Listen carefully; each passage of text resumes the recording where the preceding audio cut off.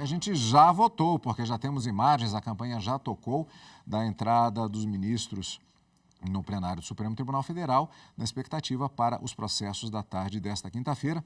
Esses três, sobre os quais falamos agora há pouco, é o que estão previstos para hoje. E nós vamos acompanhar ao vivo direto do plenário.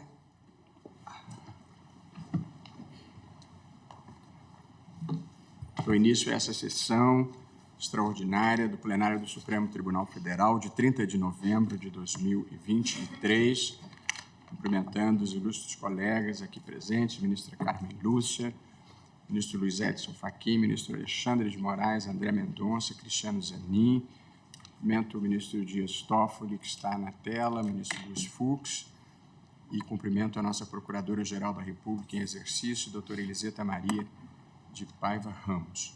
E peço à senhora secretária que faça a leitura da ata da sessão anterior. Ata da 35ª sessão ordinária do plenário do Supremo Tribunal Federal, realizada em 29 de novembro de 2023. Presidência do senhor ministro Luiz Roberto Barroso. Presentes à sessão os senhores ministros Gilmar Mendes, Carmen Lúcia, Dias Toffoli, Luiz Fux, Edson Fachin, Alexandre de Moraes, Nunes Marques, André Mendonça e Cristiano Zanin. Procuradora-Geral da República em exercício, doutora Eliseta Maria de Paiva Ramos. Abriu-se a sessão às 14h33, sendo lida e aprovada a ata da sessão anterior.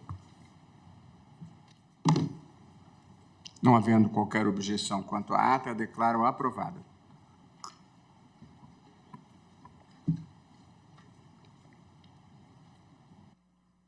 Como já havia noticiado internamente e os setoristas já sabem, nós temos divulgado, ao final de todos os julgamentos presenciais, uma informação à sociedade em linguagem bastante simples, explicando as decisões que são tomadas pelo Supremo Tribunal Federal. Ainda assim, por muitas vezes, há algum grau de incompreensão em relação ao que o Supremo decidiu. De modo que eu gostaria de aqui prestar um breve esclarecimento.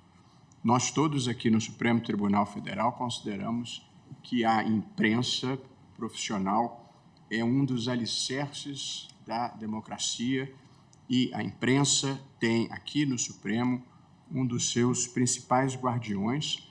Nós temos dezenas de reclamações acolhidas para assegurar a liberdade de imprensa e a liberdade de expressão. Foi o Supremo Tribunal Federal que declarou inconstitucional por incompatibilidade sistêmica a lei de imprensa do regime militar, um voto magistral do ministro Carlos Aires Brito, e, portanto, nós consideramos que a liberdade de expressão é verdadeiramente essencial para a democracia. E não por outra razão, nós ainda ontem reiteramos a vedação expressa de qualquer tipo de censura prévia à imprensa. Portanto, nós reiteramos a nossa jurisprudência. E, em seguida, assentamos que, como regra geral, um veículo de comunicação não responde por declaração prestada por entrevistado, salvo se tiver atuado com dolo, má-fé ou grave negligência, que, evidentemente, é critério de responsabilização em toda parte do mundo. Portanto, não há nenhuma decisão cerceadora da liberdade de expressão. Nós reafirmamos o nosso compromisso com a liberdade de expressão, que, no entanto, não é o único valor que deve prevalecer numa sociedade civilizada. E, portanto, não existindo censura em qualquer hipótese, toda e qualquer pessoa, inclusive pessoa jurídica, pode eventualmente ser responsabilizada por comportamento doloso, por má-fé ou por grave negligência. Quanto à questão da retirada de notícia, antigamente os jornais de um dia embrulhavam o peixe no dia seguinte, portanto, ele deixava de ser uma fonte de informação falsa. Porém, hoje em dia, a informação pode permanecer perenemente na internet, como lembrou o ministro Cristiano Zanin ao propor este acréscimo. e, portanto, se alguém tiver sido falsamente acusado de ter sido condenado por pedofilia, se não for possível remover aquela notícia, ficará para todo sempre uma informação falsa e que pode comprometer a vida daquela pessoa em todas as suas atividades, inclusive na sua vida pessoal, na sua relação com a sua família. Portanto, a única possibilidade de indenização, porque não era um caso criminal, era uma indenização de R$50 mil, na hipótese de alguém ser falsamente acusado de terrorismo e de homicídio e de ter colocado uma bomba num aeroporto quando a imputação era falsa, sabidamente falsa, e não se fez o registro. E, portanto, e quem conhece a história, esse homem passou a vida inteira enfrentando a notícia falsa de que havia praticado um ato terrorista, com o mal que isso faz para sua mulher, para os seus filhos, para a sua família. E, portanto, ali houve uma entrevista maliciosa e uma negligência em informar que aquele homem investigado não havia sido sequer denunciado pela prática do crime e ainda assim se difundiu a informação de que ele teria sido um terrorista, praticado um atentado e matado uma pessoa no aeroporto. Portanto, em nome do Supremo Tribunal Federal, de todos os colegas cujo pensamento conheço e porque convivemos aqui, nós reiteramos a nossa crença na importância da liberdade de expressão, reiteramos a vedação à censura e a não responsabilização de veículo por declaração de terceiro, salvo comportamento doloso, que é a intenção de causar mal a alguém, ou grossa negligência. Portanto, gostaria de prestar esse esclarecimento, porque a imprensa continua a ter no Supremo Tribunal Federal um parceiro e, na democracia brasileira, que nós conseguimos fazer prevalecer em meio a muitos ataques, penso que o Supremo, a sociedade civil e a imprensa tiveram um papel decisivo e, portanto, nós confiamos e apoiamos a imprensa profissional agora e sempre. Chamo para julgamento.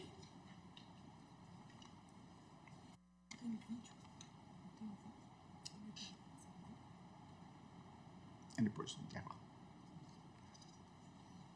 Chamo para julgamento o recurso extraordinário 886-131, procedente de Minas Gerais, da minha própria relatoria, sendo recorrente Vera Lúcia Damasceno Rocha e recorrido o Estado de Minas Gerais, funcionando como amicus curiae a Confederação Nacional dos Trabalhadores em Seguridade Social.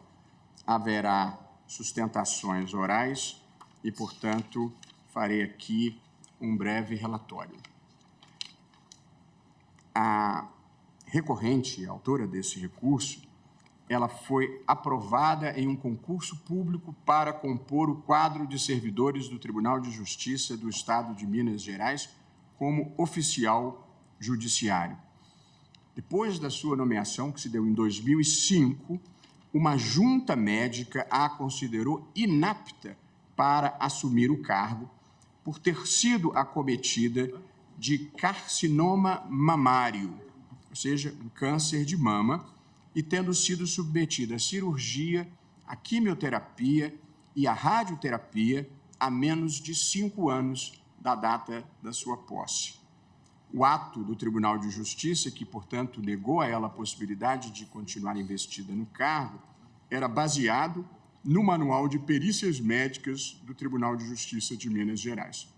Diante disso, a candidata propôs ação contra o Estado de Minas Gerais, propondo a anulação desse laudo que a impedia de tomar posse no cargo por considerá-la inapta no exame de saúde e pediu a condenação do Estado a lhe dar posse no cargo para o qual ela foi aprovada.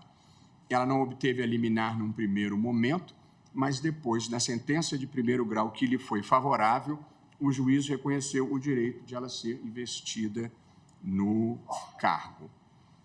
Em apelação de sentença interposta pelo Estado, essa decisão foi reformada pelo Tribunal de Justiça, que aplicou e a verdade é essa, a literalidade do Manual de Perícias do Tribunal de Justiça de Minas Gerais, que precisamente previa que nessa hipótese não se poderia dar posse ao candidato aprovado. Contra esse acórdão, essa senhora a recorrente interpôs recurso especial que não foi conhecido pelo Superior Tribunal de Justiça, por entender que versava matéria de fato e legislação local, e também interpôs o recurso extraordinário. O Estado de Minas Gerais, em contra-razões, apresentou a questão de que ela havia se baseado a decisão no Manual de Perícias Médicas, que, no entanto, já havia sido substituído por outro. Mas a verdade é que a decisão do Tribunal de Justiça de São Paulo subsiste. Eu, então, propus o reconhecimento de repercussão geral a essa matéria,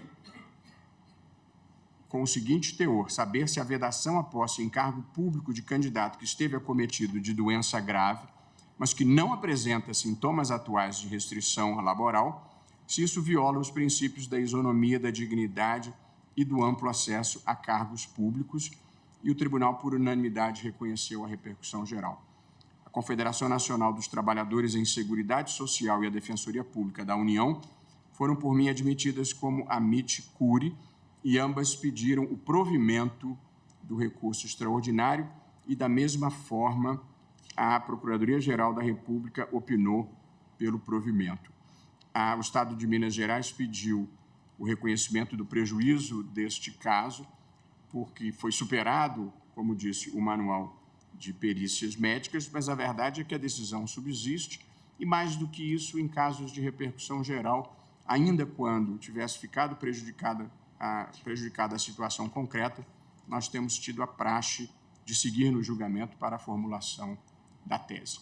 Esse é o breve relatório e falará pela recorrente Vera Lúcia Damasceno Rocha a ilustre advogada doutora Marilda de Paula Silveira.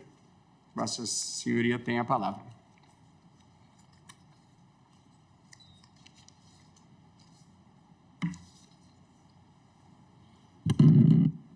Excelentíssimo senhor ministro-presidente, relator, senhora ministra, demais ministros, falo pela Vera, recorrente, que coloca a questão não só de repercussão geral, e é por isso que vem à tribuna para colocar uma preocupação.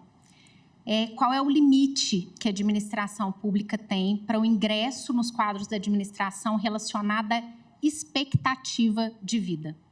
Não é só a doença grave, não é só o sintoma contemporâneo.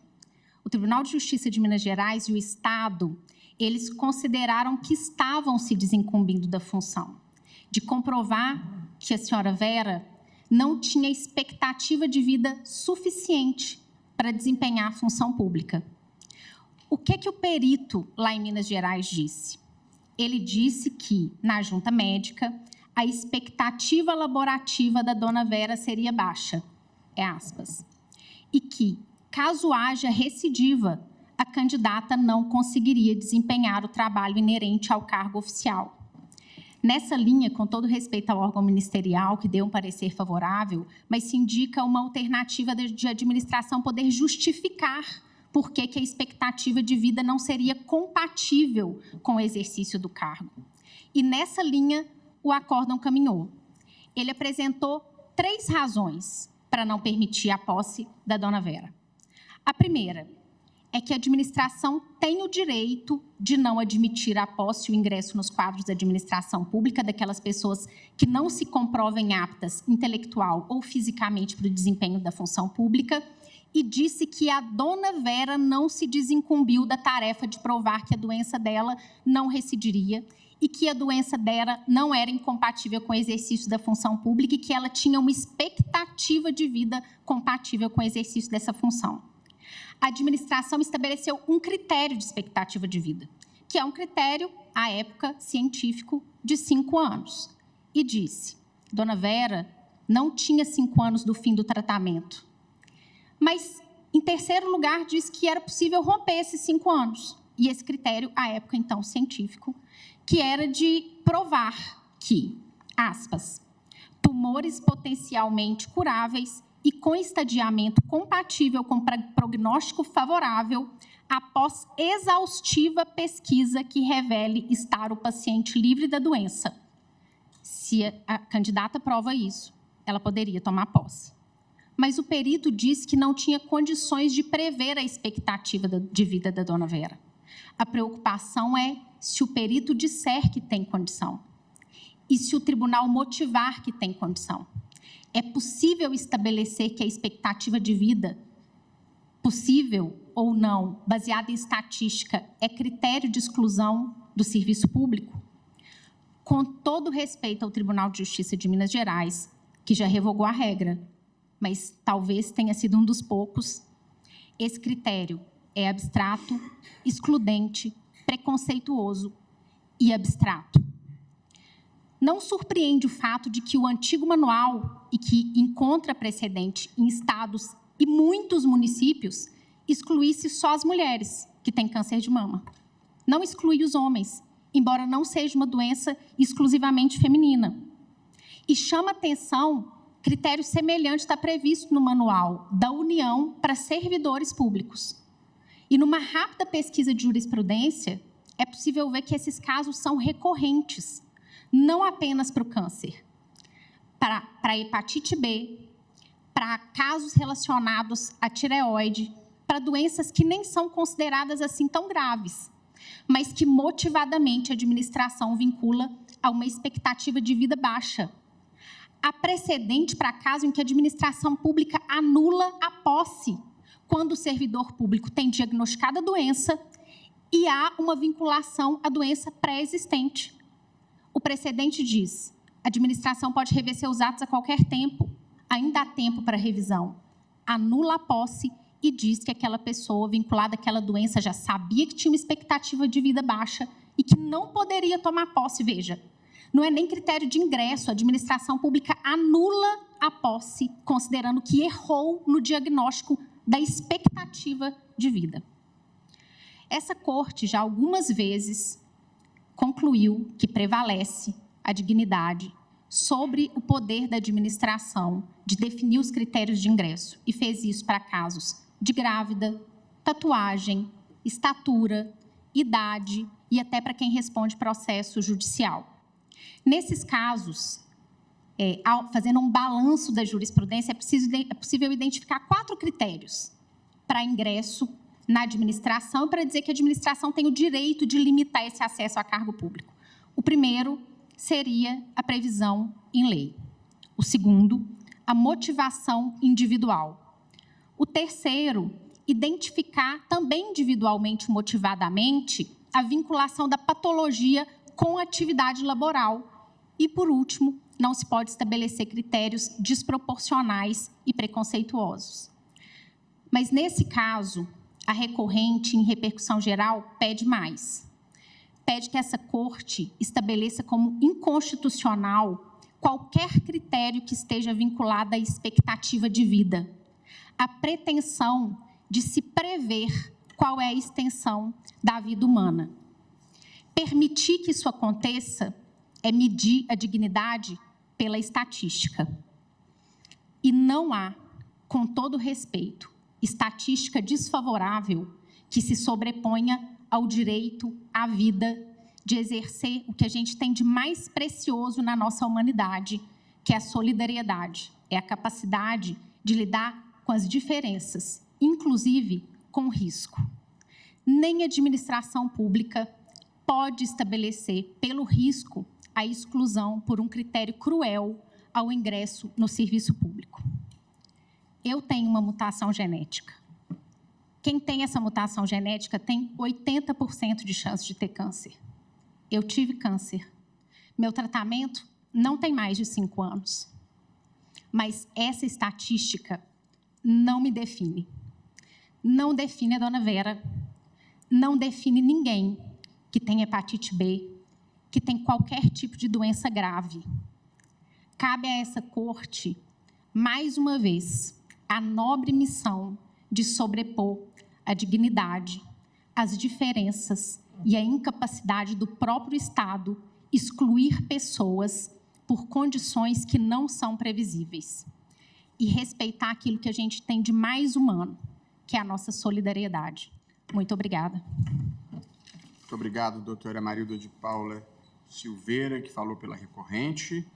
Ouviremos agora o doutor Jean Marcos Loures Ferreira, procurador do Estado, que falará pelo Estado de Minas Gerais. Seja bem-vindo à tribuna, doutor Jean Marcos. Boa tarde.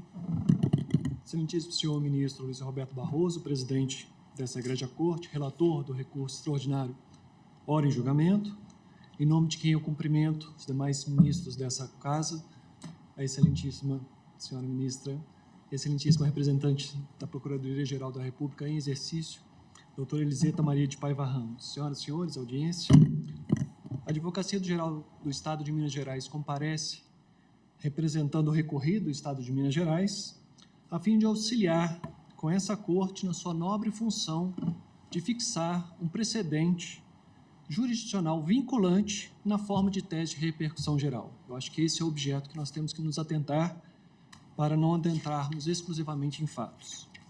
Na origem, discute-se a constitucionalidade das exigências previstas no antigo Manual de Perícias do Tribunal de Justiça de Minas Gerais, que, em razão de ter padecido a parte autora de moléstia grave, foi apontada por junta médica sua inaptidão para o exercício do cargo no momento da posse, uma vez não ter corrido o prazo de 5 anos do último diagnóstico, que levou, então, à negação da posse e cancelamento da sua nomeação.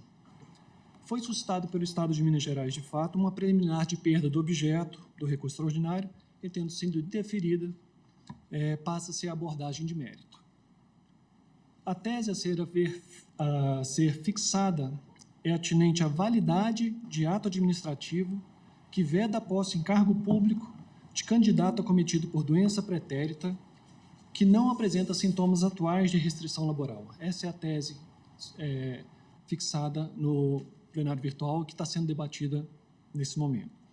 Então, para além dos princípios da dignidade humana, da isonomia, do amplo acesso aos cargos públicos, da supremacia do interesse público, do direito ao trabalho e o direito à não discriminação, a sopesar igualmente essa Corte os princípios da sustentabilidade financeira e eventual impacto previdenciário, com especial aplicação do princípio da razoabilidade, todos com foro constitucional e convencional a demonstrar a complexidade da matéria, ora em julgamento.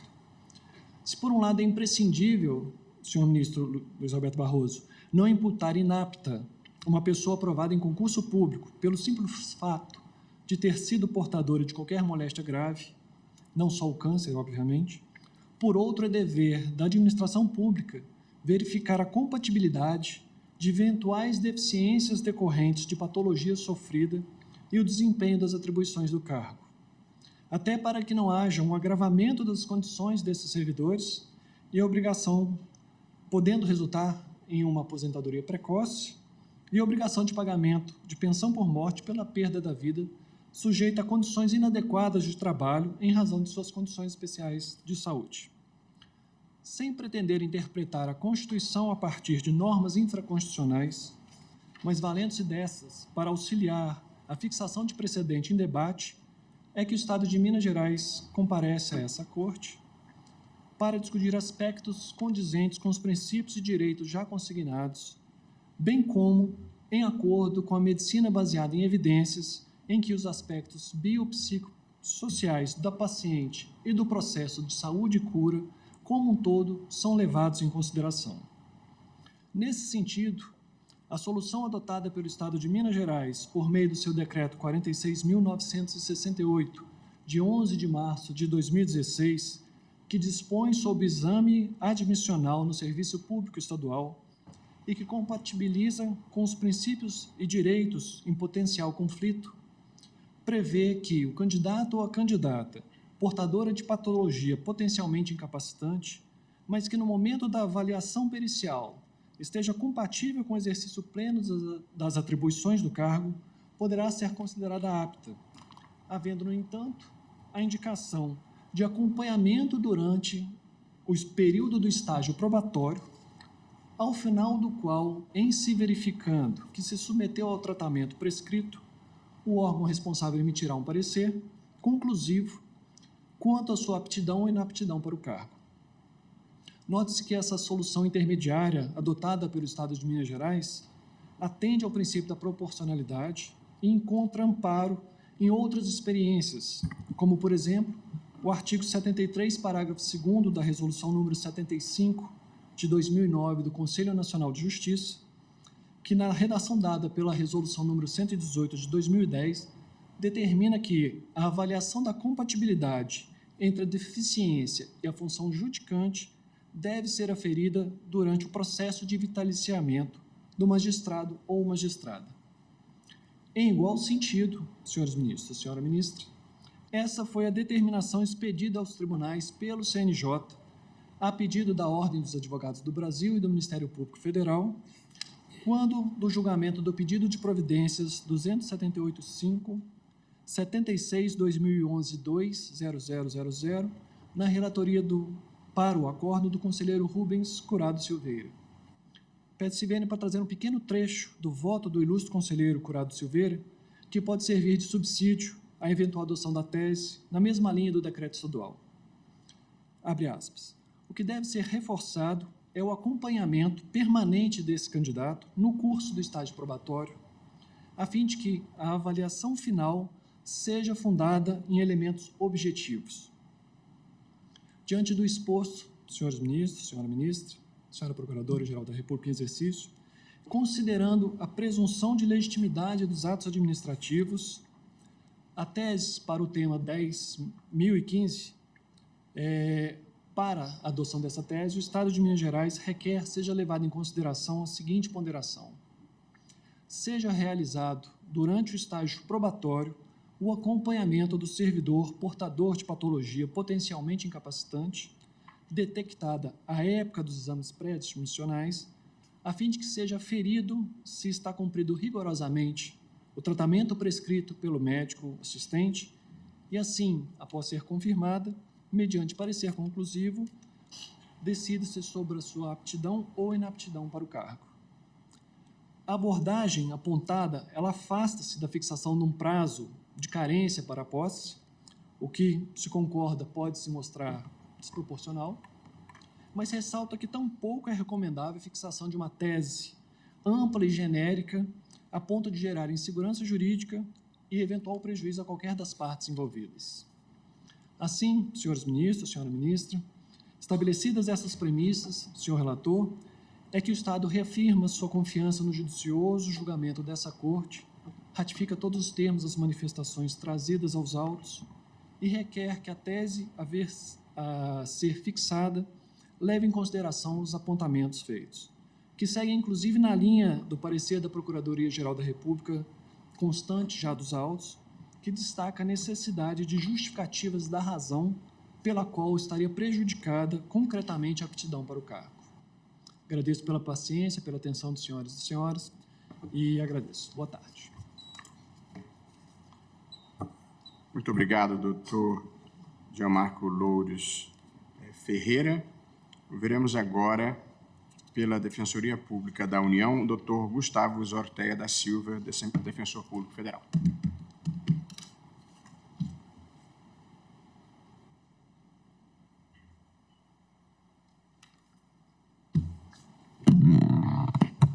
Eminente ministro-presidente, relator deste RE 886131, eminente ministra Carmen Lúcia, em nome de quem faço a saudação aos eminentes ministros, eminente Procuradora-Geral da República, boa tarde a todas e todos. A Defensoria Pública da União comparece à tribuna na condição de amiga da Corte.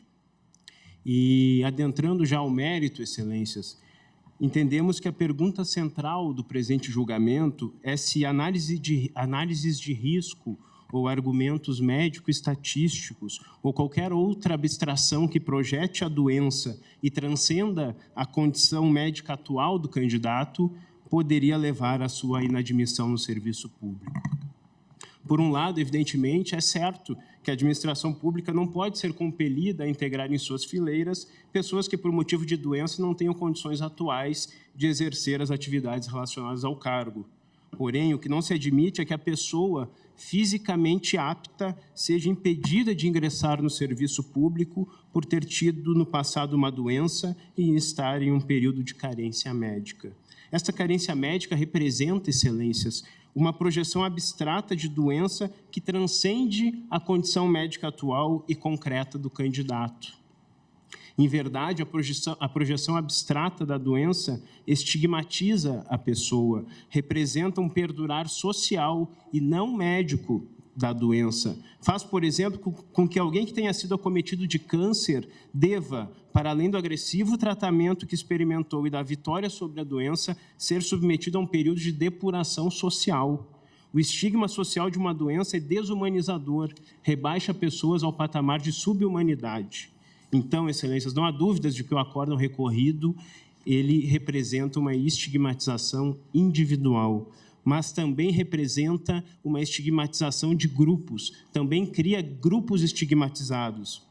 O acórdão recorrido acaba por pré-definir um grupo de pessoas insuscetíveis de ingresso no serviço público por motivos médicos, pelo simples fato de terem padecido de doença no passado e ainda que já não tenham esta doença ativa.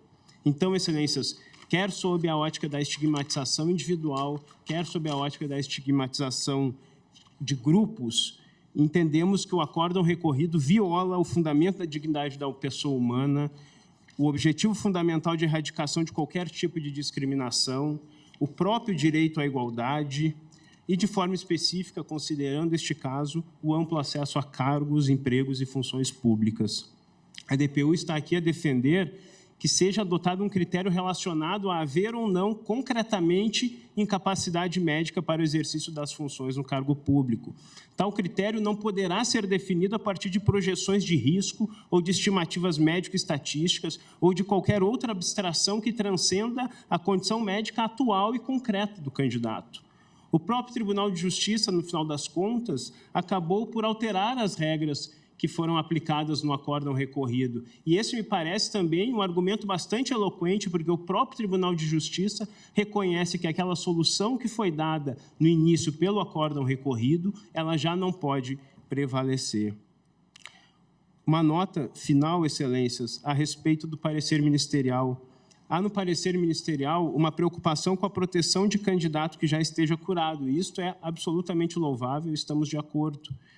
Porém, a tese proposta nos parece problemática com todas as vênias da Procuradoria-Geral da República. E leio a tese a vossas excelências.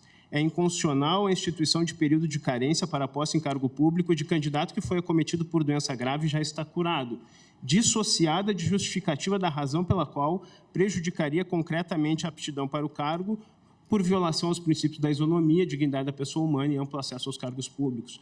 Preocupa a Defensoria Pública da União a abertura para a possibilidade de a instituição de período de carência ser respaldada por uma justificativa da razão pela qual a doença prejudicaria concretamente a aptidão para o cargo. Tal justificativa, ao fim e ao cabo, poderia esvaziar toda a proteção que se pretende estabelecer em favor do candidato. Seria possível respaldar a eliminação do candidato com base nos manuais existentes no âmbito do serviço público ou em qualquer outra abstração que transcenda a situação médica atual, tal como fez o Tribunal de Justiça de Minas Gerais. Ao fim e ao cabo, excelências, estaríamos retornando ao problema inicial, que é a imposição de estigma social por doença que já não se encontra ativa ou a prevalência de critérios de risco e de projeções estatísticas sobre a condição atual e concreta de saúde do candidato. Além disso, a prevalecer esta tese proposta pela PGR, não haveria a pacificação da temática, que é sempre almejada com o julgamento da repercussão geral. A administração sempre poderia vir a legitimar a exclusão de candidatos, apresentando tal ou qual justificativa. Ao fim e ao cabo, a tese, em vez de equacionar o tema, fomentaria a definição caso a caso da exclusão do candidato, o que é indesejável em concursos públicos, justamente pela disparidade de tratamento que poderia surgir, seja por parte da administração, seja por parte do Poder Judiciário, no exercício de eventual controle judicial dessa justificativa apresentada. Por isso, a sugestão da DPU é para que seja retirada da tese sugerida pela PGR qualquer possibilidade de critérios de risco ou de projeções estatísticas prevalecerem sobre a condição de saúde atual do candidato. Por isso, sugerimos com todas as vênias a retirada desta proposta de tese da expressão seguinte, dissociada de justificativa da razão pela qual prejudicaria concretamente a aptidão para o cargo, prevalecendo, portanto, a seguinte redação: é inconstitucional a instituição de período de carência para posse em cargo público de candidato que foi acometido por doença grave e já está curado, por violação aos princípios da isonomia, da dignidade da pessoa humana e do amplo acesso aos cargos públicos. Portanto, Excelência, a manifestação da Defensoria Pública da União é pelo provimento do recurso extraordinário com o acolhimento da tese que ora vimos de sugerir. Agradeço a atenção de Vossas Excelências. Muito obrigado, doutor Gustavo Zorteia da Silva. Falará agora pelo amicus curiae, Confederação Nacional dos Trabalhadores em Seguridade Social, o doutor Paulo Francisco Soares Freire. A senhoria tem a palavra. Excelentíssimo senhor ministro-presidente e relator, excelentíssima ministra Carmen Lúcia, excelentíssimos ministros Alexandre de Moraes, André Mendonça, Luiz Edson Fachin, Cristiano Zanin, Dias Toffoli, ilustríssima representante da Procuradoria-Geral da República, colegas advogados e advogadas, servidores e servidoras, estudantes, a todos que nos acompanham, uma boa tarde.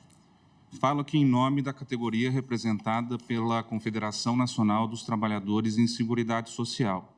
Portanto, são trabalhadores e trabalhadoras que trabalham na área da Previdência e da Saúde, enfermeiros, enfermeiras, agentes de saúde, que, de uma certa forma, lidam com este assunto. Portanto, eu vou trazer, a título de contribuição para este julgamento, alguns dados referentes à doença que estamos aqui discutindo, a doença grave chamada câncer. Assim como a AIDS, até especialmente a década de 90, é uma doença que é cercada de preconceitos, né?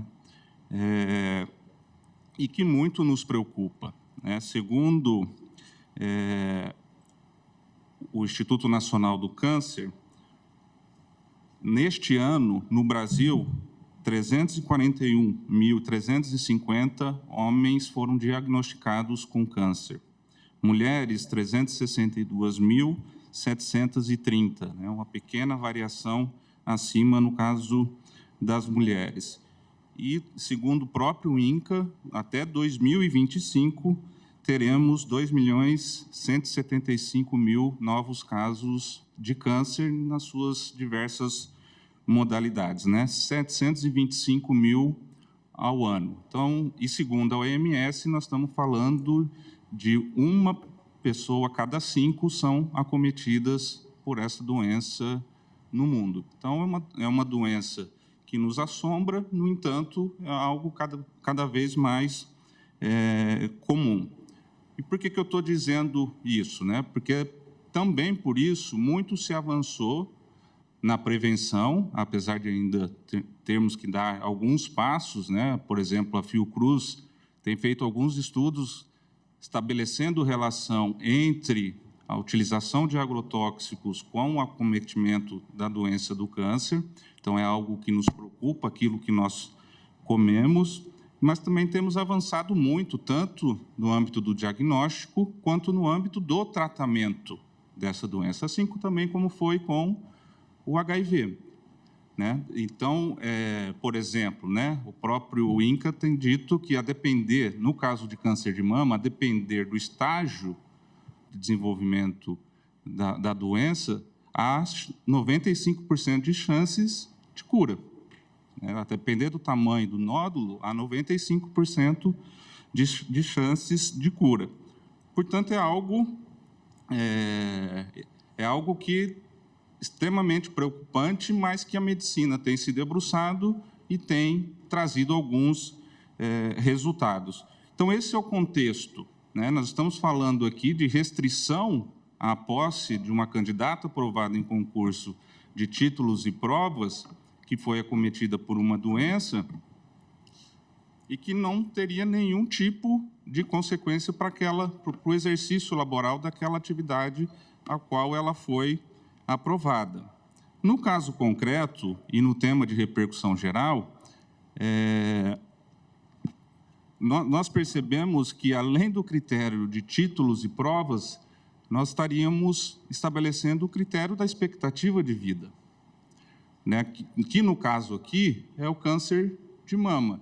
Mas nós poderíamos, ao fazer isso, permitir que haja outros critérios. O tipo de locomoção que a pessoa utiliza para ir trabalhar, se é motocicleta, se é automóvel, se é transporte público, que todas elas são subjetivas. O local da residência onde essa pessoa trabalha, onde essa pessoa mora, se é um local onde há altos índices de homicídios, onde há alto índice de violência.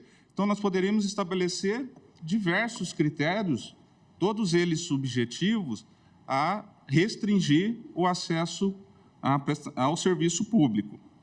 E, no caso em específico, eu gostaria de destacar, a doutora Marilda fez a referência, mas eu gostaria de destacar que, na sentença, o juiz destaca o item 19.9.2 do edital, que diz o seguinte: as portadoras de nódulo mamário somente poderão ser admitidas após completo esclarecimento diagnóstico, se indicado o tratamento cirúrgico, somente após a recuperação pós-operatória, como se o câncer de mama fosse exclusivo e afetasse exclusivamente as mulheres. A restrição editalícia é exclusiva para as mulheres, mas o câncer de mama não é exclusivo das mulheres, apesar de acometer muito menos os homens, mas não é uma exclusividade das mulheres.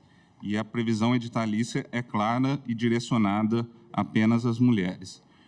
Então, a Confederação Nacional dos Trabalhadores em Seguridade Social contribui com este julgamento e pelo provimento do recurso extraordinário, no sentido de que qualquer restrição fundada em exercício futurológico de adivinhar as consequências da evolução da doença ou de qualquer outro critério subjetivo não pode restringir o acesso aos quadros da administração pública.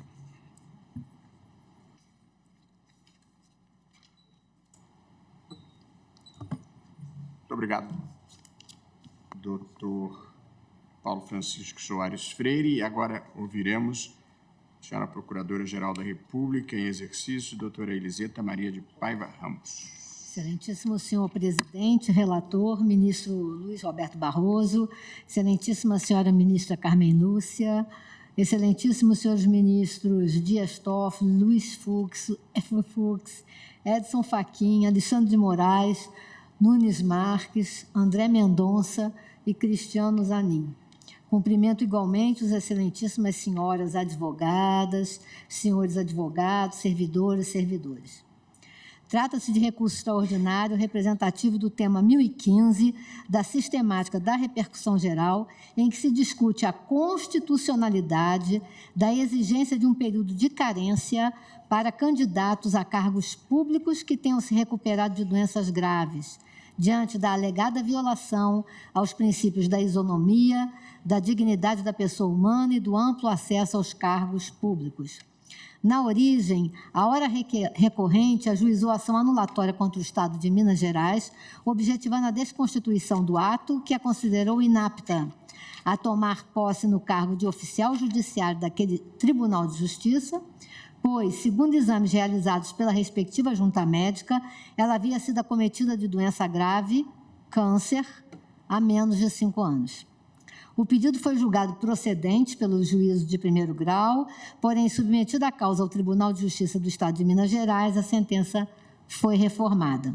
O Tribunal de Justiça entendeu razoável o item 19.9, parágrafo 1º do Manual de Perícias, então vigente, pois, tratando-se de exame que tem por objetivo apurar a saúde do servidor que assumirá um cargo público, não se pode desconsiderar completamente os riscos aos quais estão sujeitos os pacientes acometidos de câncer no período pós-cirúrgico, cabendo ao poder público disponibilizar ao indivíduo toda a assistência necessária à sua recuperação, sem que isso signifique não estabelecer critérios objetivos e científicos na apuração da condição admissional do periciado.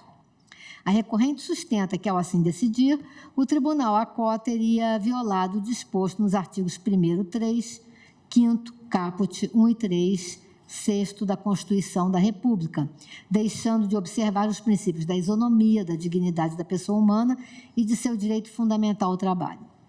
A questão em julgamento envolve a previsão de presunção de restrições laborais e, em consequência, a impossibilidade de acesso a cargos públicos de pessoas que tenham sido acometidas por alguma doença grave no passado. Compreende, portanto, de um lado, a prerrogativa estatal de selecionar os candidatos que se mostrem capazes de realizar as funções inerentes ao cargo e, de outro, o direito dos candidatos aprovados a um tratamento digno e isonômico, isento de exigências desarrazoadas. A dignidade humana, um dos fundamentos da República Brasileira, constitui-se como bem maior do indivíduo e possui força normativa, pelo que todos os direitos hão de ser, com base nela, interpretados. O princípio da isonomia é a igualdade na lei e perante a lei. Consiste na máxima aristotélica em tratar igualmente os iguais e desigualmente os desiguais, na medida em que eles se desigualam. A equivalência formal complementa-se com a material e, por meio da distinção de pessoas e situações, aplica-se a regra isonômica de tratamento diferenciado. O direito ao trabalho é um direito social fundamental de todo ser humano, inscrito no artigo 6º do texto constitucional, que credencia o indivíduo a exigir do Estado uma postura ativa, a fim de assegurar a prestação tanto material quanto jurídica para a sua implementação. Nessa ótica, o direito à não discriminação, que também possui assento constitucional, é instrumento para a eficácia da vida laboral, pois não permite o preconceito de origem, raça, sexo, cor, idade ou outras formas de distinção que impeçam o indivíduo de exercer qualquer trabalho. A inserção da isonomia como princípio de nosso Estado democrático possui a finalidade de minorar os fatores discriminatórios, destinando-se tanto à sociedade como ao próprio legislador, a quem é vedado instituir privilégios e também impor restrições injustificadas. O amplo acesso aos cargos públicos correlaciona-se com esses direitos e permite que todo cidadão, por meio do concurso público e tendo como corolário o princípio da impessoalidade, possa assumir um cargo, emprego ou função.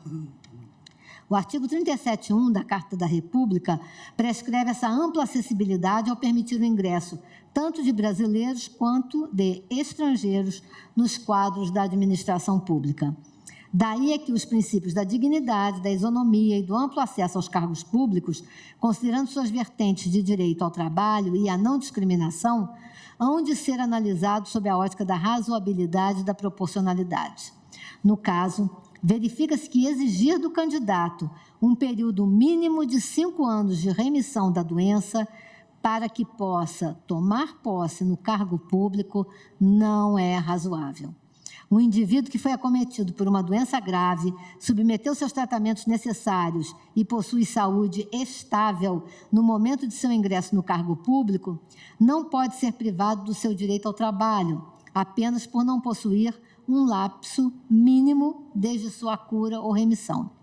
A aferição da aptidão física para o trabalho há de ter relação com a função de ser exercida e ser avaliada caso a caso. A previsão genérica de um período de carência incerta na norma estigmatiza quem padeceu da doença, sem demonstrar vinculação com o cargo e consiste, na verdade, em discriminação injusta ou odiosa. O interesse coletivo da eficiência e da continuidade da administração pública, como instrumentos a preservar a supremacia pública, são insuficientes para infirmar e se sobrepor a todos os já citados princípios de matriz constitucional. A desequiparação aleatória é estranha à Constituição Federal. O estabelecimento do referido critério, que restringe o acesso ao cargo público e o direito ao trabalho, revela inadequação entre o fim visado, qual seja a continuidade do serviço público, e o meio empregado, restrição temporal para a assunção do cargo público. É um ônus excessivo e desnecessário a todos os direitos individuais supracitados e, por fim, o valor que se quer promover, qual seja a premissa de prevalência do interesse público, é insuficiente para justificar também o sacrifício imposto. O Supremo Tribunal Federal possui entendimento pacificado de que requisitos que restringam o acesso a cargos públicos apenas se legitimam quando, em conformidade com o princípio da legalidade e estritamente relacionados à natureza e às atribuições inerentes ao cargo público a ser provido. Há de se ressaltar que, no caso concreto, a recorrente é servidora do Tribunal de Justiça de Minas Gerais desde 19 de fevereiro de 2010 e possui regular vida laboral, mostrando-se comprometida e assídua ao serviço, conforme declaração do setor em que está lotada, devidamente juntada aos autos. Assim, com relação a esse caso concreto, o recurso extraordinário há de ser provido para reformar o acórdão recorrido, reconhecendo-se o direito da recorrente ser definitivamente confirmada como empossada no cargo de oficial judiciário dos quadros do Tribunal de Justiça do Estado de Minas Gerais, para o qual prestou regular concurso público. Em face do exposto, manifesta-se a Procuradoria-Geral da República pelo provimento do recurso extraordinário e, considerados a sistemática da repercussão geral e os efeitos do julgamento desse recurso em relação aos demais casos, que tratem ou venham a tratar do tema 1015, sugere-se a fixação da seguinte tese: é inconstitucional a instituição de período de carência para a posse em cargo público de candidato que foi acometido por doença grave, já está curado, dissociado de justificativa da razão pela qual prejudicaria concretamente a aptidão para o cargo, por violação aos princípios da isonomia, da dignidade da pessoa humana e do amplo acesso aos cargos públicos. Muito obrigada. Muito grato, doutora Eliseta. E com isso ficam concluídas as sustentações orais. Prezados colegas, eu considero o caso relativamente simples, inclusive pela própria posição assumida pelo Estado de Minas Gerais da tribuna, de modo que, para otimizar o nosso tempo, eu vou me limitar a ler a ementa da minha decisão. Recurso extraordinário com repercussão geral reconhecida, em que se discute a legitimidade da vedação à posse em cargo público de candidato que esteve acometido de doença grave, mas que não apresenta sintomas atuais de restrição para o trabalho. No caso concreto, a recorrente teve aprovação em concurso público, mas foi considerada inapta por ter sido acometida de carcinoma mamário, tratado menos de 5 anos antes da avaliação médica admissional. Portanto, apenas relembrando a hipótese, essa candidata teve um câncer de mama, fez cirurgia, fez quimioterapia, fez radioterapia, recuperou-se, possivelmente estava em resposta completa, fez a prova, foi aprovada, mas com base no Manual de Perícias Médicas, então vigente no Tribunal de Justiça, obteve uma decisão contrária à sua investidura no cargo. Prossigo eu. Eventuais restrições de acesso a cargos públicos devem ser excepcionais e baseadas em justificação idônea, calcada no princípio da legalidade e nas especificidades da função a ser exercida. A exclusão de candidatos que não apresentam qualquer restrição para o trabalho viola o mandamento do concurso público e o princípio da impessoalidade, diante da determinação constitucional de ampla acessibilidade aos cargos públicos e de avaliação com base em critérios objetivos. E o princípio da eficiência, porque reduz o espectro da seleção e faz a administração perder talentos. Tal como a doutora Marilda de Paula Silveira, que esteve na tribuna. Também eu fui investido nesse cargo menos de 5 anos depois de ter tido problemas de saúde, e a vida continuou boa e colorida. Concursos públicos devem combater desigualdades, corrigir desigualdades e abster-se de praticar desigualdades. O risco futuro e incerto de recidiva, licenças de saúde e aposentadoria não pode impedir a fruição de um direito fundamental, especialmente o direito ao trabalho, que é indispensável para propiciar a subsistência, emancipação e reconhecimento social. A vedação à posse é, por si só, violadora da dignidade humana, pois representa um atestado de incapacidade capaz de minar a autoestima de qualquer um. No caso concreto, a decisão administrativa impugnada se fundamentou em norma do Manual de Perícias Médicas específica, vejam bem, para as áreas de ginecologia e obstetrícia, sem que houvesse previsão semelhante para doenças urológicas ou outras que acometam igualmente homens e mulheres. Ao estabelecer período de carência especificamente para carcinomas ginecológicos, o ato administrativo restringia o acesso de mulheres a cargos públicos, incorrendo em discriminação. E, portanto, aqui havia uma discriminação em razão de saúde e uma discriminação de gênero. Claramente, me parece inadequado, e, aliás, tão inadequado que o próprio Estado de Minas Gerais veio a rever esse manual.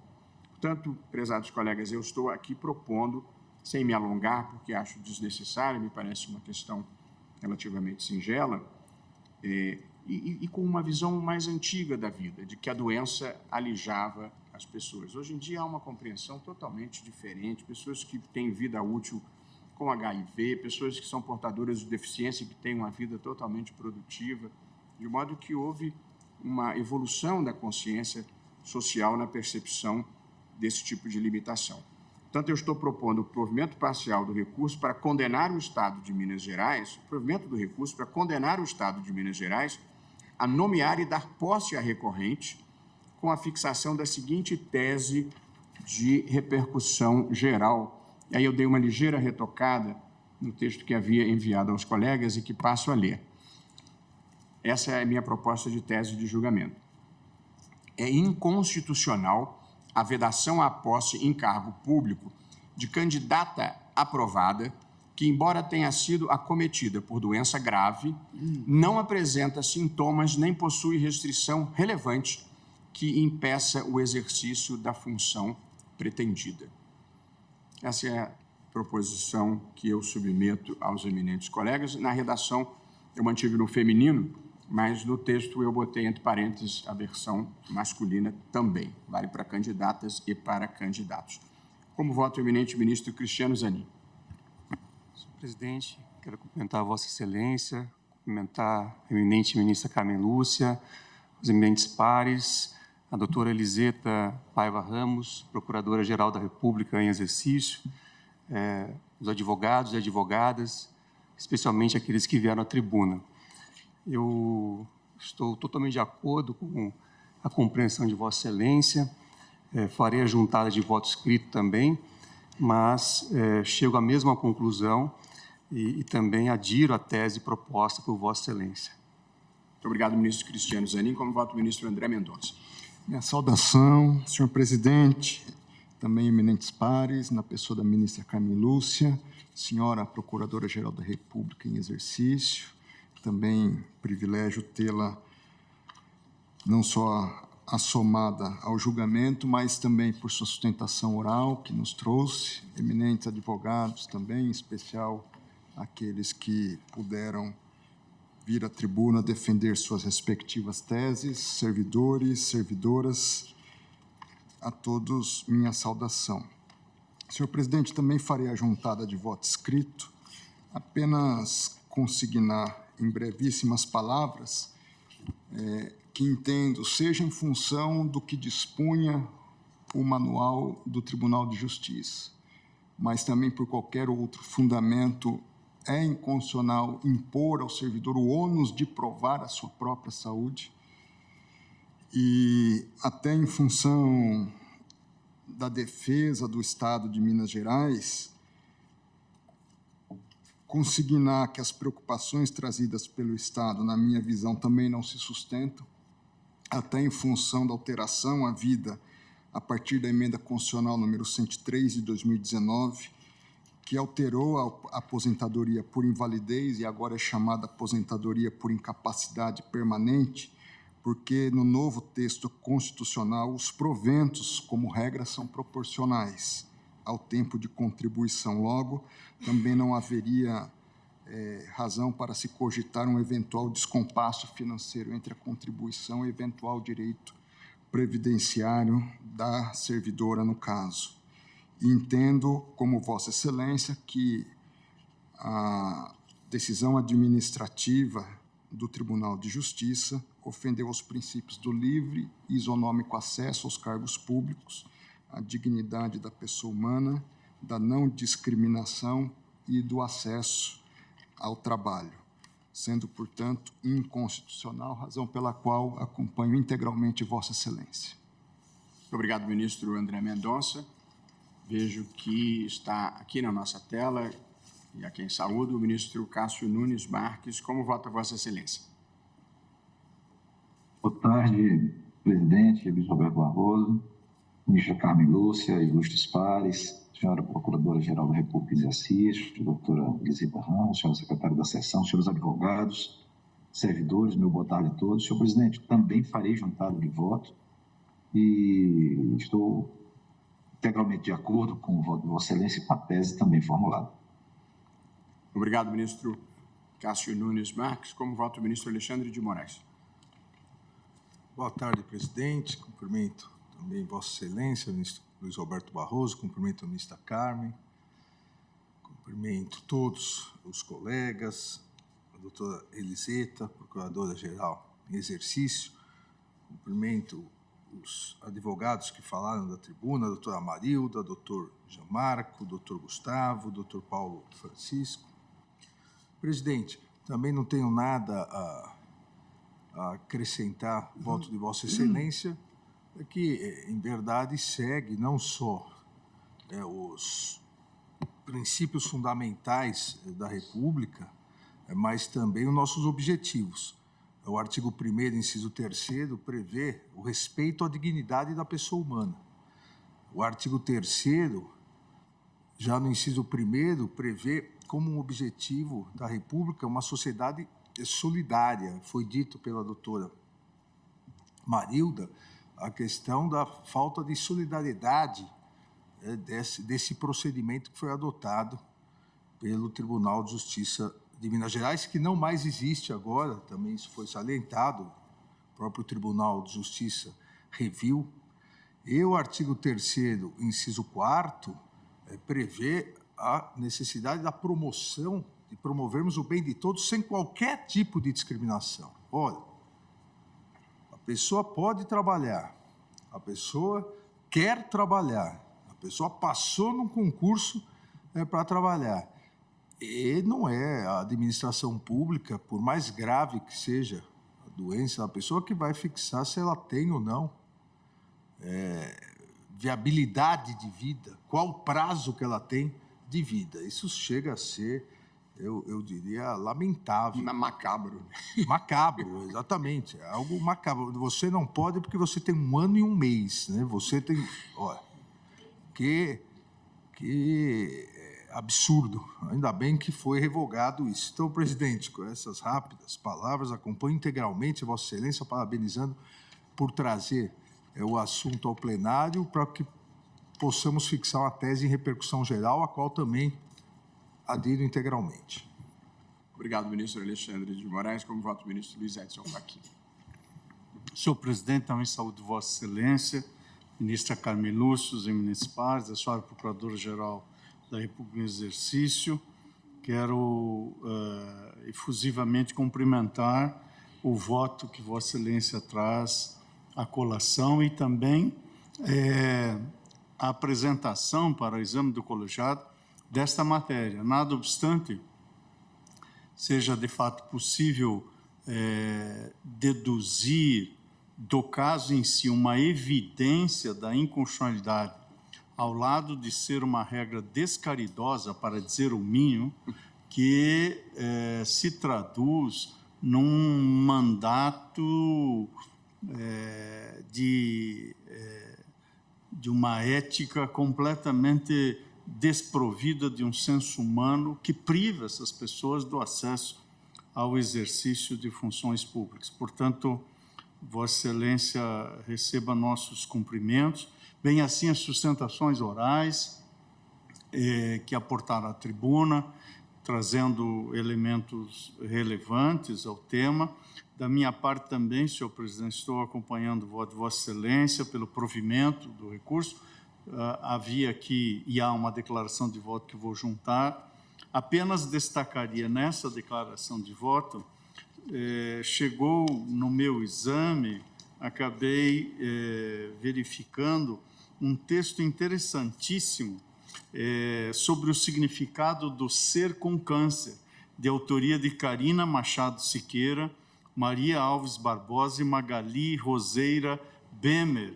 É um artigo intitulado Vivenciar a situação do ser com câncer, alguns desvelamentos, um texto de 2007. E neste texto, tal como o voto de Vossa Excelência, se expõe com bastante nitidez a discriminação em relação aos portadores ou pessoas com moléstia grave, ou que tiveram essa moléstia. Dizem as autoras, e cito literalmente, dentre as mudanças vivenciadas pelos pacientes com câncer, a impossibilidade de trabalhar destacou-se como algo que intimida e marginaliza.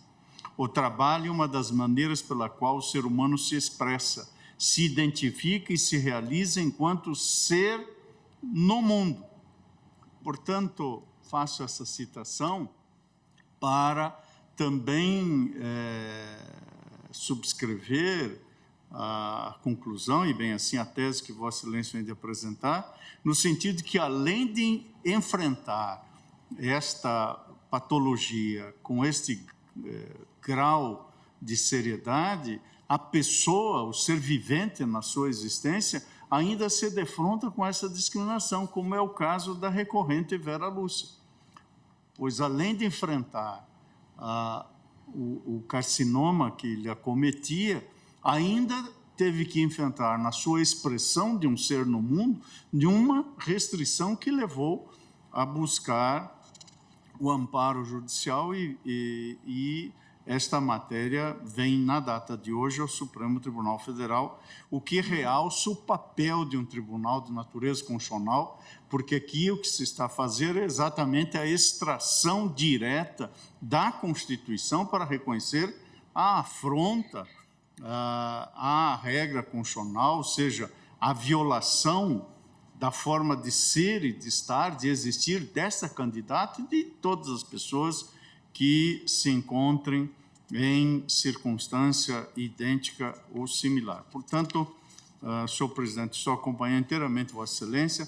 Apenas à guisa de uma eventual sugestão, Vossa Excelência, na sua tese, fez referência a sintomas.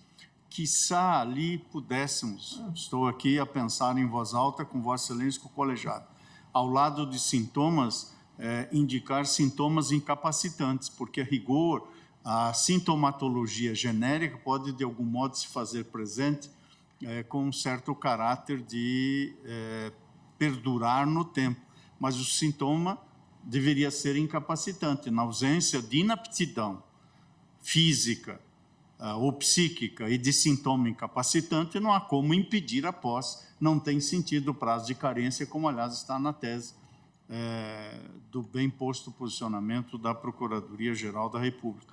E, mais uma vez, senhor presidente, saudar não apenas as sustentações aqui levadas a efeito, mas também o papel da Defensoria Pública, que também assoma a tribuna na defesa das pessoas e dos interesses legítimos, como é o caso que se apresenta, e é, de fato, difícil não restar comovido pela sustentação oral da professora Marildo Silveira, que trouxe aqui, ao lado da tese, também um depoimento pessoal. E quando o sujeito cognoscente se coloca dentro da reflexão, imbricando-se com ela, faz uma simbiose perfeita entre sujeito e conhecimento, e isso, de fato, além de ser muito lúcido e sensível, também é tocante. É como voto, senhor presidente.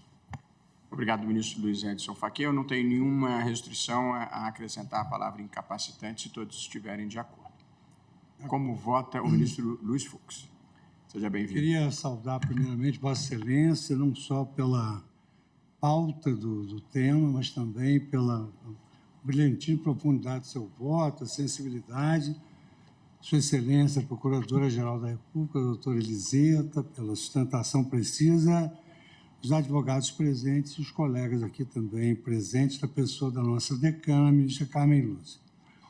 Senhor presidente, num primeiro plano, essa decisão ela é juridicamente insustentável, porque, além de desconhecer o direito a uma do vida... tribunal, né? Do tribunal. Do tribunal. Não. Eu tenho mais sensibilidade que isso. Então, essa decisão é juridicamente insustentável, até porque nós temos uma repercussão geral em que nós assentamos que são vedadas barreiras arbitrárias e desproporcionais, às quais não encontrem justificativas razoáveis e outros princípios constitucionais não tenham relação direta com as necessidades e a natureza da atribuição do cargo. Isso foi julgado na repercussão geral no recurso ordinário 678-112. Eu até fui o relator nesse caso específico. Então, dentro do precedente, da nossa jurisprudência sobre direito a uma vida digna, não se demonstra razoável essa decisão do Tribunal de Justiça de Minas Gerais. Em segundo lugar, senhor presidente, eu anoto aqui que nem doença pretérita, nem doença presente pode impedir que o servidor exerça as suas funções. E isso me remete a um caso muito interessante de uma obra do professor Jeremy Grupman, Anatomia da Esperança. Ele recebeu o Prêmio Nobel de Medicina com a tese da Anatomia da Esperança, onde ele retrata que pacientes terminais de UTI, da área abdominal que é difusa, eles sobreviviam mais quando eles tinham esperança de sobreviver. E ele, então, conclui a obra dele dizendo que a fé é o coração da cura. Então, por exemplo, se uma pessoa está doente e ela é impedida de ingressar num trabalho legítimo, isso, evidentemente, que elimina completamente, como a Excelência destacou, a autoestima e a esperança. E tanto mais, agora o ministro Fachin falou que quando se está dentro de um problema, fica mais fácil até de se exteriorizar humanamente o que isso representa. Isso me remete ao ano passado, que eu tive um grande amigo na magistratura que sofria de um câncer muito grave na área abdominal, pâncreas, fígado, toda a área abdominal. E ele, então, ele era desembargador do Tribunal de Justiça, e ele, então, foi diagnosticado, vindo de um mestrado de Portugal, e, evidentemente, se abalou muitíssimo, porque ele estava estudando e teve de voltar. Se submeteu a um tratamento, foi tratado por um dos maiores especialistas em cirurgia abdominal do Brasil, no hospital muito afamado do Rio de Janeiro, o médico também muito destacado. E, então, vieram professores estrangeiros estudar o caso dele, por que ele durou tanto tempo. E ele tinha uma grande vontade de viver. E depois que eu li esse livro, que foi traduzido pela Companhia das Letras, Anatomia da Esperança, ele era muito amigo, Vossa Excelência conhece o meu perfil solidário como ser humano, eu, então, escrevi uma carta para ele, dizendo que ele tinha direito a ter esperança, porque ele tinha créditos na vida pelas bondades que ele fizera no curso da sua existência. Ele plastificou aquela carta e andava com ela no bolso. Então, eu fiquei muito envolvido com a doença dele, queria declinar o nome, ele, infelizmente, num dado momento, depois de ter durado muito mais do que os médicos previam, ele veio a falecer. Mas ele viveu grandemente derivado da anatomia, da esperança que ele tinha de sobreviver. Então, digamos assim, uma restrição dessa, uma objeção dessa para uma pessoa que está doente, ainda que esteja doente, só como o ministro Fachin destacou, se for incapacitante, está fazendo um tratamento que não dá para ela trabalhar. Mas, não sendo isso, ela tem direito a uma vida digna e a posteriori a entrar no concurso público. De sorte que eu louvo a sensibilidade de Vossa Excelência no voto, na tese, e de todos os demais colegas que foram muito felizes nas suas colocações. Saudando também os advogados presentes, porque é possível ouvir as sustentações ainda que não se estejam presentes aqui no plenário. Acompanho Vossa Excelência integralmente. Muito obrigado, ministro Luiz Fux.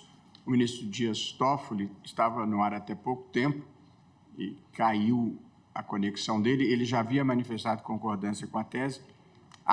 O ministro Dias Toffoli acaba de se reconectar. Bem-vindo de volta, ministro Dias Toffoli. Vossa Excelência tem a palavra para voto. Boa tarde, senhor presidente. Na pessoa de Vossa Excelência, cumprimento a todas e a todos.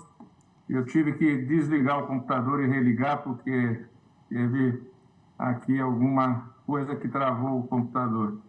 Mas, sendo rápido, portanto, em razão da conexão, acompanho Vossa Excelência na íntegra, cumprimentando-o também pelo voto proferido e também as sustentações orais que foram proferidas. Muito obrigado, ministro Dias Toffoli. Como vota a ministra Carmen Lúcia.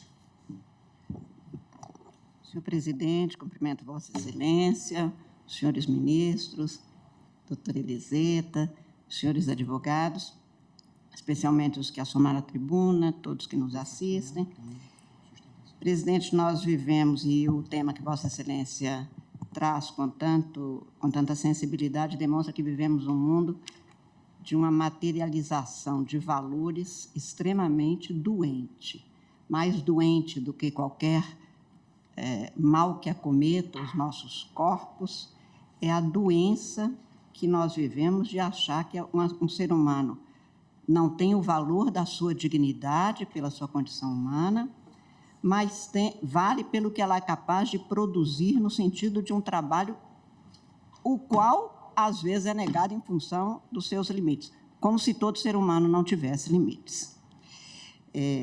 Os preconceitos, para mim, são mais maléficos e mais sintoma de doença do que qualquer câncer. Quando eu era menina, me lembro que nem se falava no nome, tal o medo e o preconceito. Se dizia, fulano está com aquela doença. Isto mudou porque o câncer foi uma sentença, hoje é uma doença. Há muitas outras causas de mortalidade superiores no Brasil, em todo lugar do mundo, do que o câncer.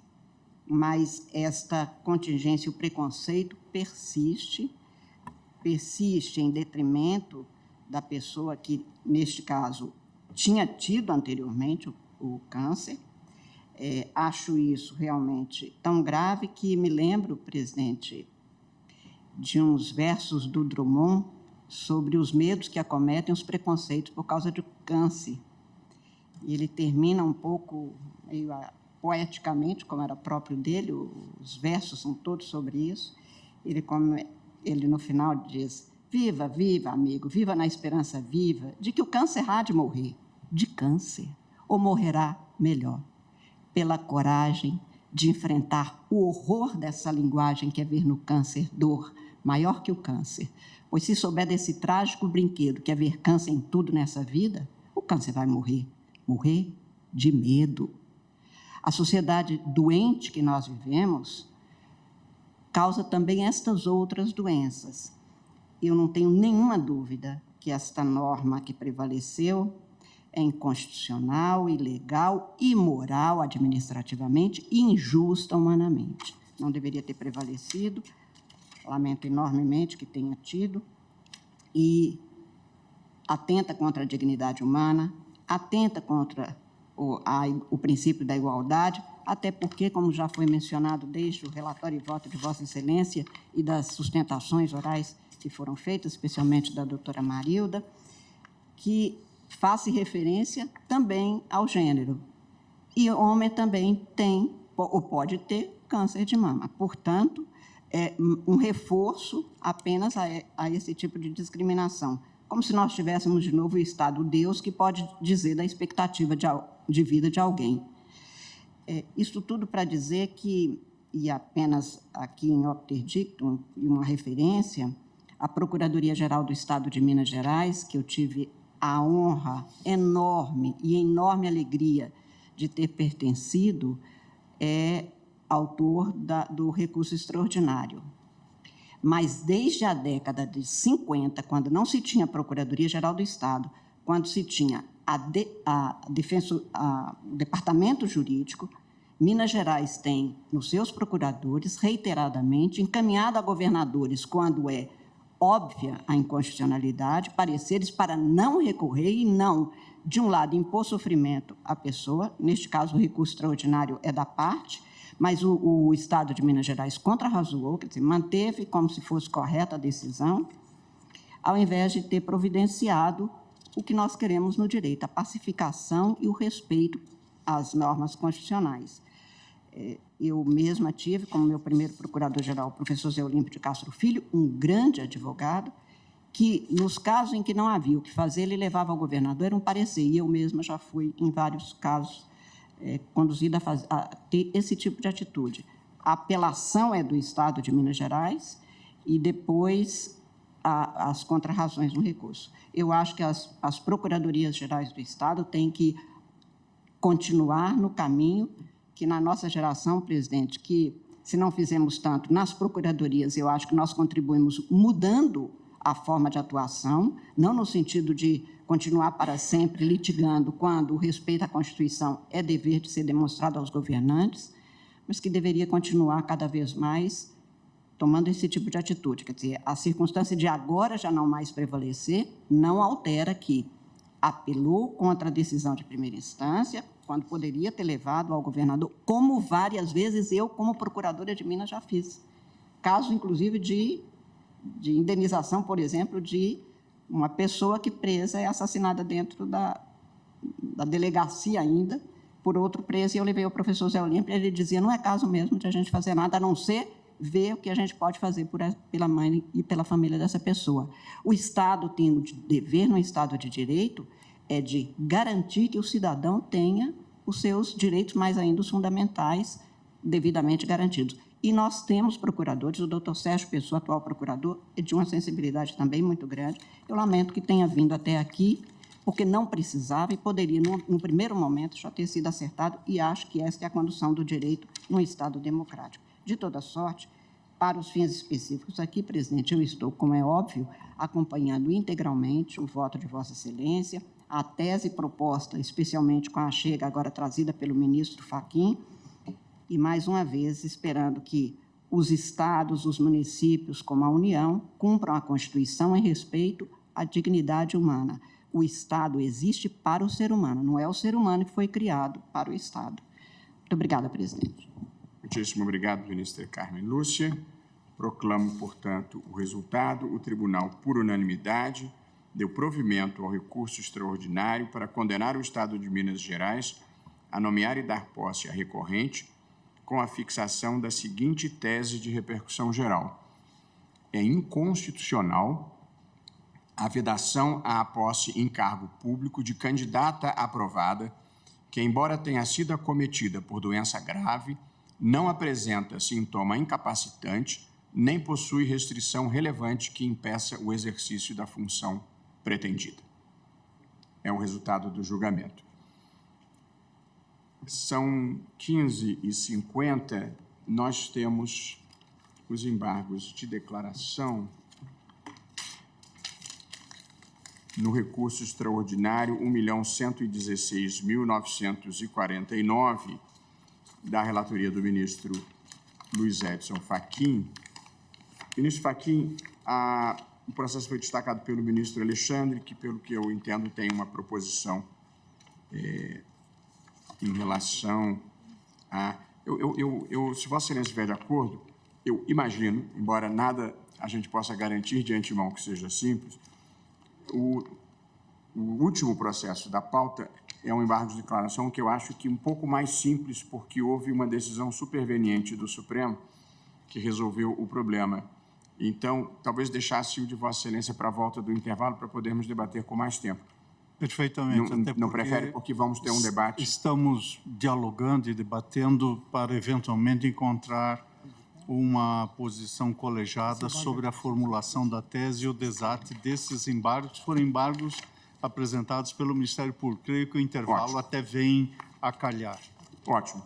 Então, na suposição de que seja simples, o que é sempre um risco neste plenário, eu apregoo para julgamento os embargos de declaração no recurso extraordinário com agravo 766-618. E aqui, a questão é a seguinte, vou narrar brevemente, eu mesmo sou o relator. Na origem, é aquela questão da indenização envolvendo companhias aéreas. Na origem, trata-se de ação de indenização por danos materiais e morais proposta por uma consumidora que foi vítima de atraso de 12 horas em voo comercializado pela Air Canada. O juízo de primeiro grau julgou parcialmente procedente o pedido para condenar a empresa ao pagamento de indenização de R$ 6.000 pelos danos morais experimentados pela autora. A turma recursal negou provimento ao recurso.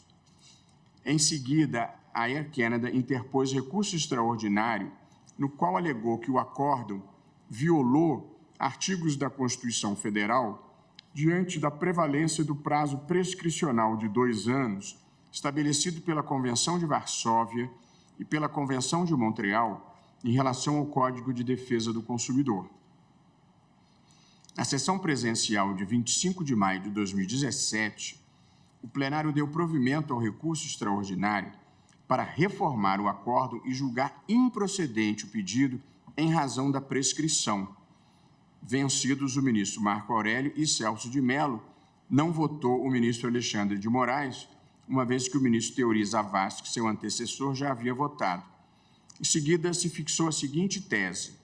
Nos termos do artigo 178 da Constituição da República, as normas e os tratados internacionais limitadores da responsabilidade das transportadoras aéreas de passageiros, especialmente as convenções de Varsóvia e Montreal, têm prevalência em relação ao Código de Defesa do Consumidor.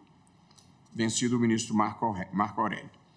A recorrida, então, opôs embargos de declaração, em que sustenta a existência de vício de contradição e obscuridade no acórdão recorrido. O principal vício arguído refere-se à inaplicabilidade da Convenção de Varsóvia e da Convenção de Montreal ao caso concreto, considerando que a sentença condenou a Air Canada a pagamento por danos morais e não materiais. No plenário de 25 de novembro passado, o julgamento foi suspenso por pedido de destaque apresentado pela ministra Rosa Weber. E aqui, prezados colegas, o que ocorreu é que nós deliberamos aqui em plenário pela prevalência das convenções internacionais de Montreal e a Convenção de Montreal de Varsóvia, mas, na sequência, nós estabelecemos que a norma prescricional e, na verdade, as normas das convenções só valiam para as hipóteses de indenização por dano material. Em decisão superveniente, nós entendemos que os danos morais não estavam abrangidos pela Convenção. De modo que, na verdade, os embargos de declaração suscitam uma questão jurídica relevante e eu estou propondo acolhê-los e apenas vou ler a ementa do meu voto e submeter aos eminentes colegas. Embargos de declaração opostos em recurso extraordinário contra acórdão que fixou essa tese que eu acabei de enunciar, de que as convenções de Varsóvia e Montreal prevalecem sobre o direito interno e sobre o Código do Consumidor. O artigo 178 da Constituição estabelece um critério especial de solução de antinomias. Em matéria de transporte internacional, conflitos entre lei e tratado internacional resolvem-se em favor do segundo, em favor do tratado. Assim, em relação às pretensões de condenação por danos materiais decorrentes de transporte aéreo, o prazo prescricional bienal previsto nas convenções prevalece em relação ao prazo quinquenal previsto no Código de Defesa do Consumidor. No caso, porém, a questão de fundo envolvia a condenação por danos morais decorrentes do contrato de transporte aéreo.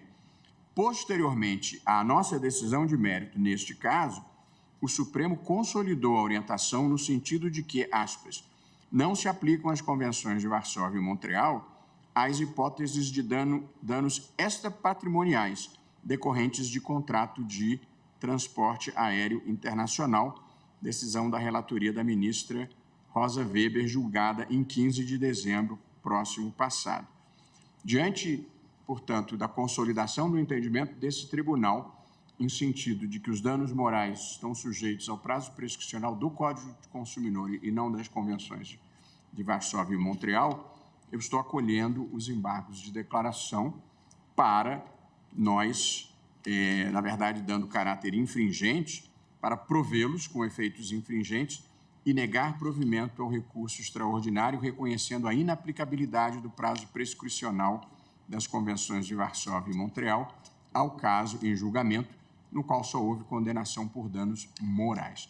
De modo que, basicamente, eu estou acolhendo os embargos de declaração para reajustar a nossa decisão ao novo entendimento que se formou antes do trânsito em julgado. Indago dos eminentes colegas se há alguma divergência em relação ao acolhimento ou se o ministro Cristiano Zanin. Senhor presidente, tenho aqui nas anotações que o ministro Ricardo Lewandowski já depositou voto na sessão virtual de 25 de novembro de 2022 a 2 de dezembro de 2022, de modo que eu não sei se... Vossa Excelência tem toda a... Bom, mas aqui estamos em embargos de declaração. Nos embargos, me parece que houve o depósito do voto. Eles já votaram nos embargos, nos embargos, acompanhando Vossa Excelência na primeira percepção, que foi da rejeição dos embargos. Agora, acolhendo os embargos para afirmar esse descrime entre danos morais e danos materiais, que é a posição de Vossa Excelência, com a qual eu me coloco de acordo, só explicito isso porque lá houvera lançado no plenário virtual uma divergência, mas essa distinção Vossa Excelência agora vem acolher. Portanto, da minha parte, não há divergência. O que o ministro Ricardo Lewandowski houvera feito era acompanhar a posição anterior. Exatamente. Aqui tem uma questão interessante para nós solucionarmos. Evidentemente, havendo uma decisão de mérito e havendo a aposentadoria do colega, o pronunciamento dele em relação à questão de mérito subsiste. Mas, em embargos de declaração, penso que o novo ministro possa votar. Mas aqui é uma situação um pouco diferente. É que o ministro Lewandowski já votara nos embargos de declaração. Só que o relator, que sou eu, estou mudando o voto. Indago dos colegas se, diante dessa situação, alguém entende que se reabre a possibilidade do ministro Cristiano Zanin votar ou não, ou se Vossa Excelência, ou se a ministra Carmen Lúcia, por ser nossa decana, em seguida, ou se Vossa Excelência. Presidente, nós temos precedentes no sentido de que, tendo lançado o voto, ainda que haja mudança, até às vezes alguns presidentes têm anunciado, considerando que houve uma mudança, mas não tem como perguntar se ele acompanha ou não, mantém-se o voto. Essa tem sido a nossa jurisprudência. Enfim, apenas para dizer que... Ministro Alexandre, no mesmo sentido? Presidente, no mesmo sentido. Alguém diverge desse encaminhamento? No mesmo sentido. Então, o ministro Cristiano Zanin não vota nesse caso. Ouço o ministro André Mendonça. Agradeço, senhor presidente. Apenas antes de pronunciar-me, a tese que foi estabelecida originalmente, ela não faz essa distinção. Eu apenas consulto Vossa Excelência e os eminentes pares, se não seria o caso de, à luz dessa desse novo encaminhamento de entendimento, o qual me filio, antecipo, não impactaria também numa necessidade de especificar aqui que a tese se aplica a danos patrimoniais apenas e não a extrapatrimoniais. O que nós estamos fazendo, ministro André, é aplicando a tese superveniente que se formou e que diz o seguinte: não se aplicam as convenções de Varsóvia e Montreal às hipóteses de danos extrapatrimoniais decorrentes de contrato de transporte aéreo internacional. De modo que a segunda tese acabou sendo uma especificação da primeira e uma exceção à primeira. De modo que acho que não há necessidade de mudar a tese, porque elas caminharão juntas, digamos assim. Até porque, aliás, a gente precisa definir isso, os procedimentos de revisão de tese de repercussão geral. Eu acho que, sem me apegar... há um procedimento específico. Eu especificaria, porque, às vezes... Não, eu entendo. E até podemos pensar, mas acho não, que... Mas não finco o pé em relação... Não, é porque eu acho que para nós mudarmos tese firmada em repercussão geral, há um procedimento específico, não é informalmente em uma decisão superveniente. Mas aqui são embargos. Nos embargos é possível. Vai ser exatamente o próximo caso. Enquanto não transitar em julgado, nós podemos alterar, inclusive, a tese. Eu entendo assim, acho que já também fizemos isso. De acordo. Até porque o embargos pode ser até para aprimorar a própria tese fixada. E se não me falha a memória, no próprio Código de Processo nós observamos isso. Quando houver jurisprudência em repercussão geral, incidente de resolução, demanda repetitiva, então podemos acrescentar mudar. ao final da tese: o presente entendimento não se aplica às hipóteses de danos morais. É isso? Mas acho que a observação do ministro Alexandre é pertinente. Quer dizer, essa tese de repercussão geral ainda não foi firmada em caráter definitivo. Então, acho que podemos reabrir. Então, acompanho Vossa Excelência com a sugestão de uma adequação para facilitar os advogados. Deixa eu tomar os votos, depois eu confirmo a tese. O ministro Fachin acompanha... Vossa Excelência... Não, eu apenas manifestar concordância. Ministro Alexandre. Eu acompanho com essa observação feita pelo ministro André. Vossa Excelência dá provimento aos embargos de declaração na linha do relator e acrescenta a tese e a proposição do ministro André. Ministro Fachin, ministro Luiz Fux, ministra Carmen Lúcia. Então, qual foi a frase que eu acrescentei?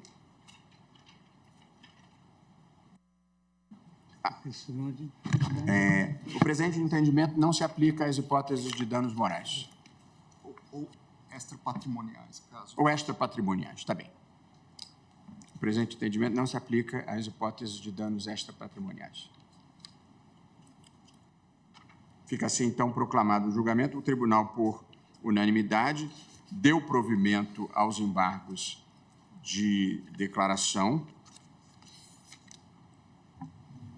e, consequentemente, negou o provimento ao recurso extraordinário, reconhecendo a inaplicabilidade do prazo prescricional das convenções de Varsóvia e Montreal ao caso em julgamento, em que só houve condenação por danos morais. Fixou-se a seguinte tese, 2 pontos, e aí a tese anterior acrescida dessa frase. Ok? Senhor presidente... Ministro Dias Toffoli, me perdoe. Ouço Vossa Excelência e o ministro Nunes Marques também. Me perdoem. Eu acompanho e estou de acordo com a tese e sem necessidade de constar de ata, só para constar do meu voto, eu ressalvo o meu entendimento pessoal, porque eu fiquei vencido quanto à possibilidade de aplicação da convenção para também os danos extrapatrimoniais, mas, tendo ficado vencido, eu adiro à colegialidade e acompanho Vossa Excelência e também acompanho a tese proposta. Muito obrigado, ministro Dias Toffoli. Ministro Nunes Marques. Da mesma forma, senhor presidente, não com a ressalva do ministro Dias Toffoli, mas o ministro Alexandre de Moraes. Acompanho nos termos propostos pelo ministro André Mendonça. Eu tenho a lembrança, ministro Toffoli, que eu também havia votado vencido na hipótese da exclusão dos danos extrapatrimoniais, mas aqui, em nome da colegialidade, aplicamos a tese que foi firmada em repercussão geral. Muito obrigado Então, fica proclamado o resultado.